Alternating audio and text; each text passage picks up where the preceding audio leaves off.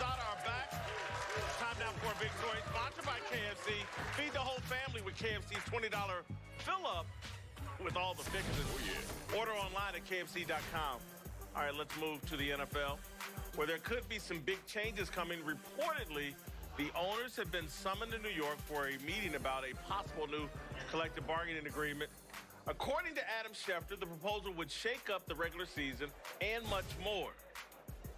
In 2020, the playoff field would increase from 12 to 14 with 6 games on the wild card weekend, and the players' revenue share would grow to 48%. And the next year, the regular season would expand to 17 games. The preseason would be reduced to 3 games, and the players would get another revenue bump up to 48.5%. All right, guys, what do you guys think of this idea? Good idea? Good idea. I really like it. I don't fully love it because part of this feels like they're trying to put some of the milk back in the carton. Last decade, before the last CBA, players were at 50% in terms of revenue share.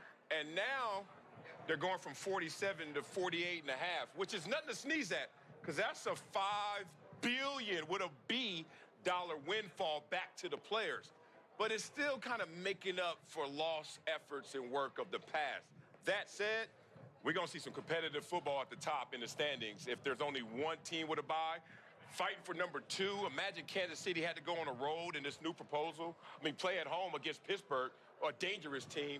You don't want those kind of scenarios. So just in totality, I like a lot of the moves. We're seeing more money for the players. We're seeing greater benefits, everything, except they should have already been at 50%. I don't feel like we're moving forward yet.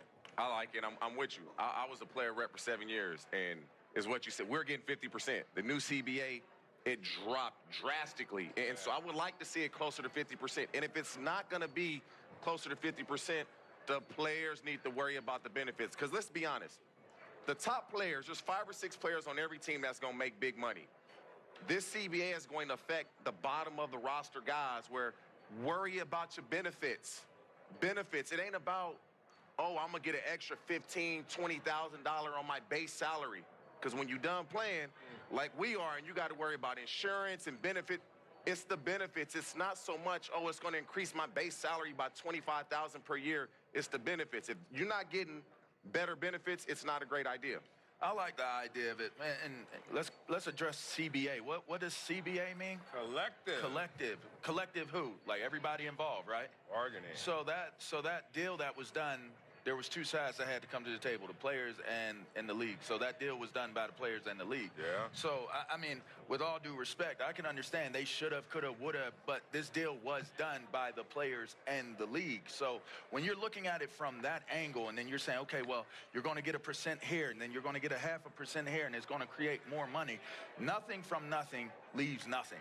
So as it stands right now, they're not making that money. That money is not there. So they do this deal. For one, you and I both know. Y'all know we played this game. Ain't nobody checking for a preseason. We ain't checking for a preseason. And the only game we checking for in the preseason is number what? 3. Number 3. It's the only one we checking for. I want to stop you guys there because y'all have it addressed just from a fan's perspective. The extra game, what do y'all think of that? I like it. I don't mind the extra game. I like that. But I was about to address it. They're saying what about one team getting a bye? Only one team would get a bye. like it. It's going to make the game so much more competitive at the end of the season. Yes. You're not going to see, oh, is Harbaugh and the Ravens going to rest Lamar Jackson? Nah, you ain't resting them because you want that bye. Right. So the games at the end of the season will matter so much more. The preseason, I've told fans this all the time, and they thought I wasn't committed to the game. I don't want to play in the preseason. You know why? Because I just left the lower level of college football, and I didn't have a preseason game ever. Not one. But then I get to the pros, and you give me 4 of them, when all you're trying to do is extract money from the fans. Say it what it is, but why am I getting dressed up, potentially getting injured in a game that's meaningless? So you can wipe out all the preseason. As long as you pay me for a regular season game, I'm raising my hand And to now play in that. you're taking one away and you're adding it to the regular season. And I think when we had this conversation before, I made that very point. Take a game away. They can Don't take add two a away. game. Don't They add. can take You all can take of them all away. away. Stop. Play All. one preseason game. For what? 17 games, play one preseason game. I understand the lesser players, the lower end of the roster needs to See, prove y'all it. don't know about that. Y'all know, y'all came in the league up here. The preseason for me helped me because I came in here. Practice didn't help? No. Practice couldn't help? But how many times have you heard a coach say, I need oh, to man, see you game look reps. good in T-shirts and shorts, so you look good There in practice are a when lot you of- know you're not getting and hit. there's a lot of guys They that don't want to see practice you well. in the game do something in the preseason. So to me, you need 2 preseason games because there's guys that make teams by balling in the preseason. These coaches go in that meeting and say, man, I didn't know he was that good. I'm okay with that. I'm okay with that. But again, with that being said, you're not getting the other team's best shot either.